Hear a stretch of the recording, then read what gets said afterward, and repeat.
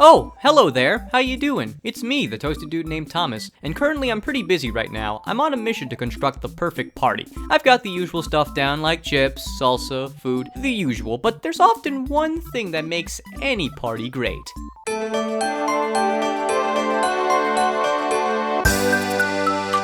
Mario Party.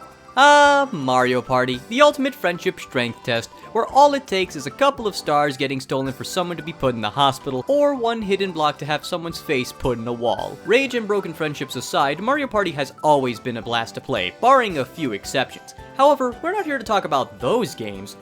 We're here to talk about its competition. Back in the days of the 5th console generation, Mario was a trendsetter when it came to multiplayer, with Mario Kart 64 and Mario Parties 1 through 3 respectively. And when any new trend pops up, everyone is quick to get their hands on the bank it can make them. And when it comes to Mario Party, everyone's attempt at a clone came with mixed results. You've got the usual suspects like Crash Bash, which, coming from a Crash fan, I think is okay for what it is, but the PTSD you'll suffer from going through the story mode will never go away. Trust me, I still have the mental scars. And Sonic Shuffle, which I never played, but from what I've heard, it's just a Mario Party ripoff. But that's not to say there aren't any good ones. There's some solid ones like the Raving Rabbids games on Wii, and Fusion Frenzy for the OG Xbox, and even Wii Party. Now, why do I bring these games up? It's because for this mission, I can't use Mario Party because, say you don't have Mario Party available, and you'll have to make do with something else. So I'll be taking a look at some party games that don't have Mario in them, in the hopes of finding the best substitutes. Before we start, I want to preface this video by saying that these will not be in-depth reviews, but rather brief peeks at these games and what I thought about them. So don't go into this expecting an hour-long analysis of all these games. All that said, I am the toasty dude named Thomas, and this is the non-Mario Party games experience.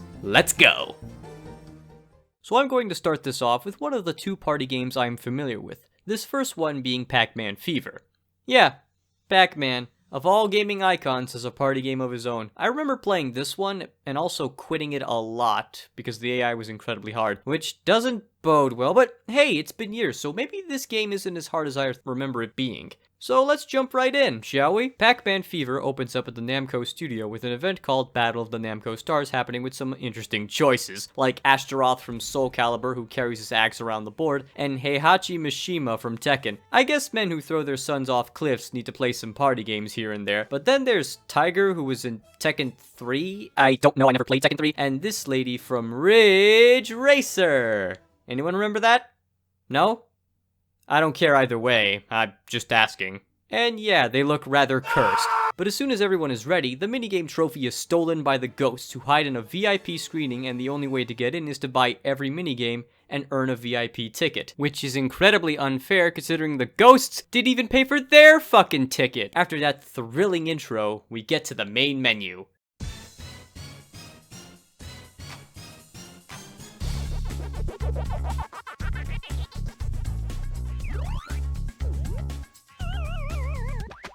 Woo! Look at those moves go! Look at them go! I could watch this all day, but I got a mission to finish. What's my name?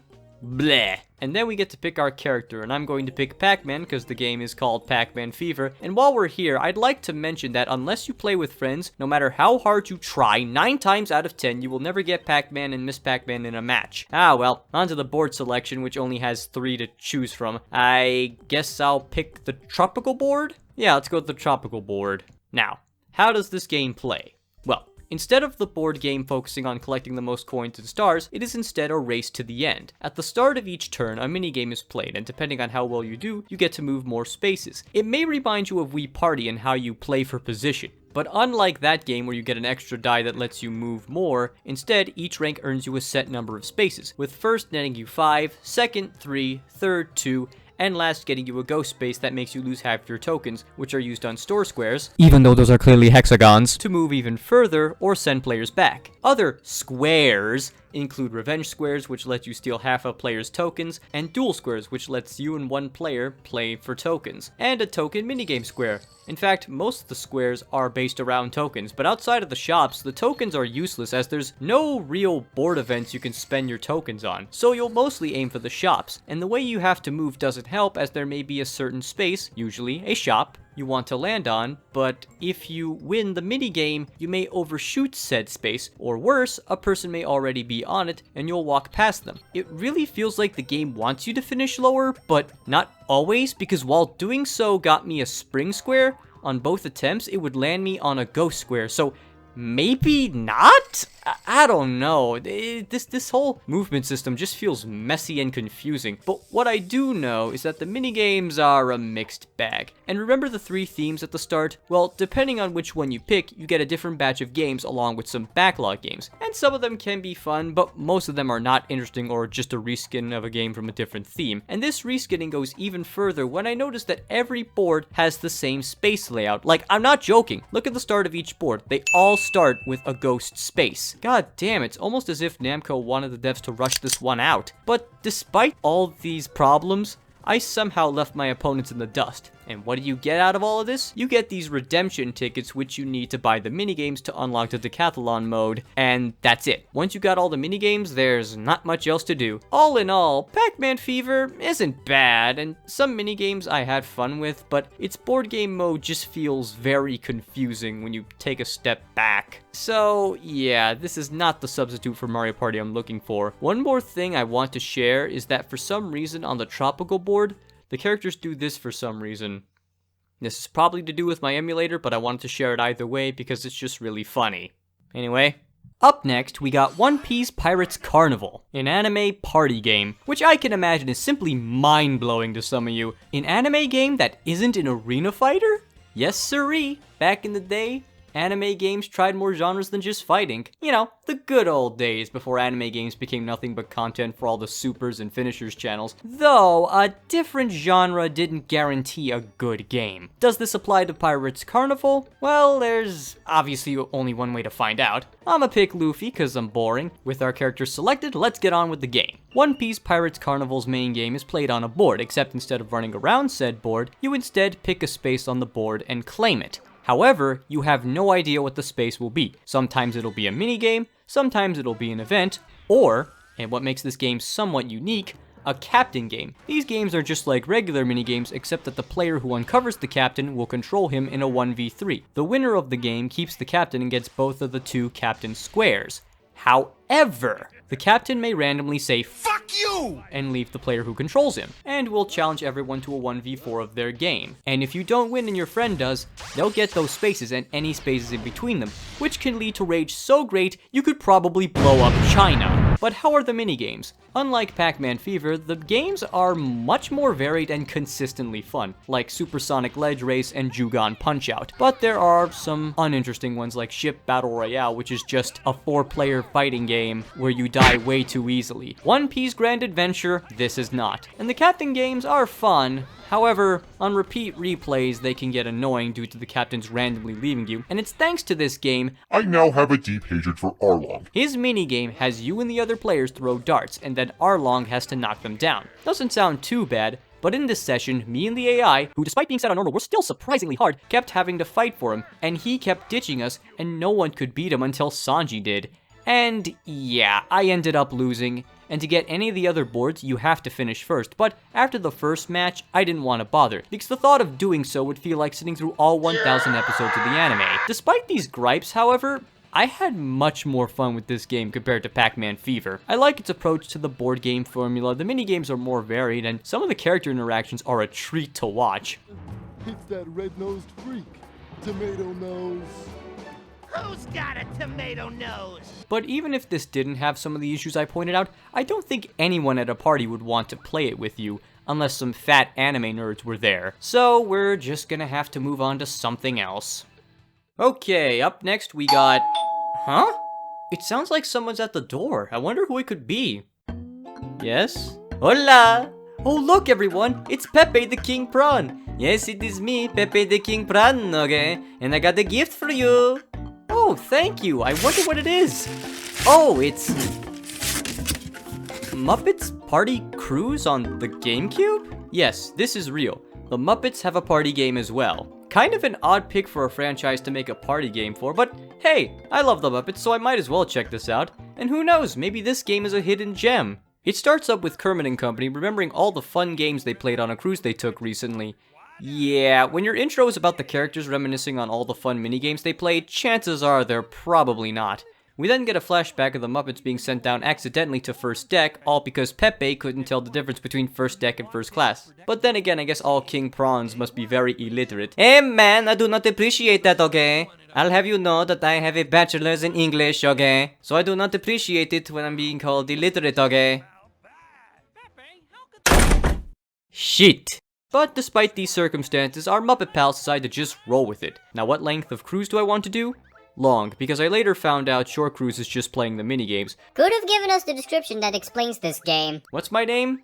Swedish, because I really like the Swedish Chef. And I'm going to pick Fozzie to not be boring. Now, what's the goal of the long cruise in Muppets Party Cruise?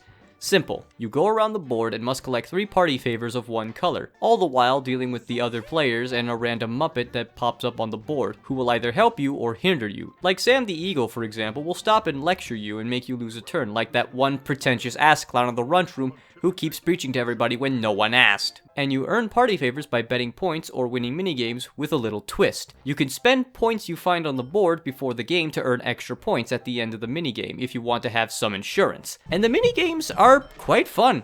I'd argue Party Cruise's roster of minigames was consistently good. There were some duds like Pigsty Party, mostly due to the fact I can't tell when the points are dealt, but other than that, the minigames were mostly good. Quite frankly, I'm stunned. This is honestly a solid party game. The only gripe I have is that it can be hard to get the 3 party favors you need to win the game since the favors are finite and the only way to get some of them is to play the same minigame and beat the player who owns it. It can make the game a bit slow, but apart from that, I was impressed with this game. Yeah, this game is surprisingly good. Thanks, Pepe. I really appreciate you giving me this game. Oh, that's right. I kicked him out. Anyway, I know what you're thinking. Well, Toasty, we found a substitute. That means your mission is complete, right? Well, remember, I'm looking for the best substitutes, which means more than one game, and I've still got a few more to check out, and I'm sure if you've looked at the chapters, you saw this one coming. Shrek Super Party for the GameCube. And I'm just gonna jump right in. No ridiculous sketch with Shrek, just going to jump right into the game, just get right into it. So Overused Meme Party begins with an intro of the characters and their wishes, such as Shrek just wants to be left alone. Princess Fiona wants to be rescued by her one true love. I mean, hey, what girl doesn't want to be rescued by her one true love? And you don't need to tell me that the models look cursed, because I know they are. Robin Hood smiles like a kid being held at gunpoint by his parents to perform in the school play, and Lord Farquaad makes the face of someone who touches butts inappropriately. I'm just going to pick Thelonious because he's the least cursed character in this game, and then we get to the board, and by board I mean the only board in the game. See, instead of a variety of board, Super opts to have one big board that has 5 different paths you can take to gather drops, which are needed to win the game. It's an interesting idea, but doesn't encourage a lot of strategy outside of winning minigames, as you'll spend the majority of your time on the board alone, and the minigames are mostly boring and or not fun to control like this scooter game because you go flying left to right, and sadly I did not go to the evil bog, so I won't be joining PBG or Caddy anytime soon. But this game can go into the evil bog, though. Yeah, if you can't tell, I did not enjoy any moment of this game. And what else can I say? It sucks. Its minigames suck, the whole concept of the board sucks, and I just want to move on, because I still have a couple more games to go through. Did you guys hear that bell? It's the Toasty Thomas Lightning round! That I don't need to not make up to get to these next few games. This is where I go through the games I played for this video, but didn't have much to say about. So let's get started. First was Nick Party Blast. I can sum this game up in one sentence with, it was made by Data Design, and that alone should give you a reason to avoid it like the plague, because trust me when I say that this game is absolutely droll. Next was South Park Chef's Love Shack. It's good for a hoot or two, some of the cutscenes are funny, and the game's mix of quiz show and minigames is a nice approach, but I only recommend it if you're a South Park fan. Pummel Party is Mario Party if it was violent. Sounds like a dorkly wet dream if you ask me. The minigames are bloody good fun and the boards are too, with the ability to play with 8 players, plus Steam Workshop access to a wide variety of boards and minigames. This game is definitely worth $15 if you can pick it up. Lastly was Disney's Party. Outside of the interesting mechanic of filling up a bingo board to win and some of the minigames getting a laugh out of me, it's not that interesting of a party game, and this character almost looks like a Heartless, which is funny considering this game came out after Kingdom Hearts 1. Where's Sora when you need him?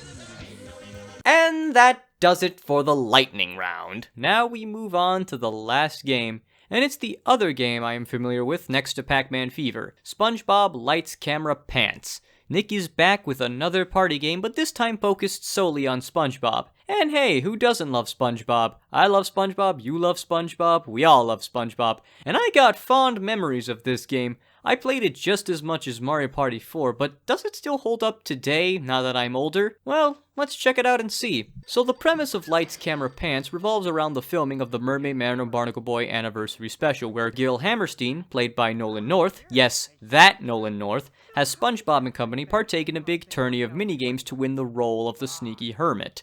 No boards, just games this time. And the games are really fun.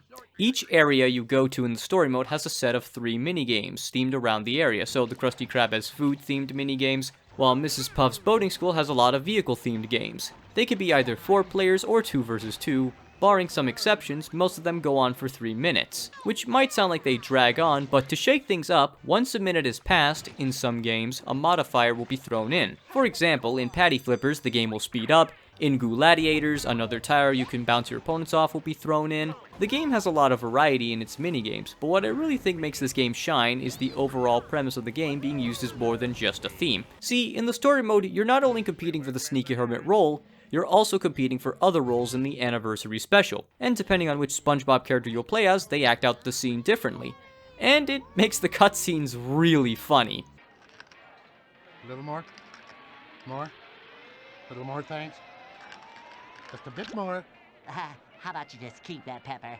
You're basically making a Mermaid Man and Barnacle Boy themed SpongeBob episode. Alongside that, there's also a lot of fun stuff to unlock, like statues and artwork for clearing certain goals in the minigames, plus some additional games for beating the bronze, silver, and gold ranks of the story mode. And even a create your own movie feature that you sadly need to beat all of the previously mentioned story mode ranks to get it, but it's nothing cheat codes can't fix. My only complaints are that the AI can be easy, even on higher difficulties. I mean, just look at this match of the weightlifting minigame. Look at this, the AI is completely stupid in this game. So if you do plan to play this, you might want to grab a friend or two beforehand. But other than that, Lights, Camera, Pants is incredibly solid.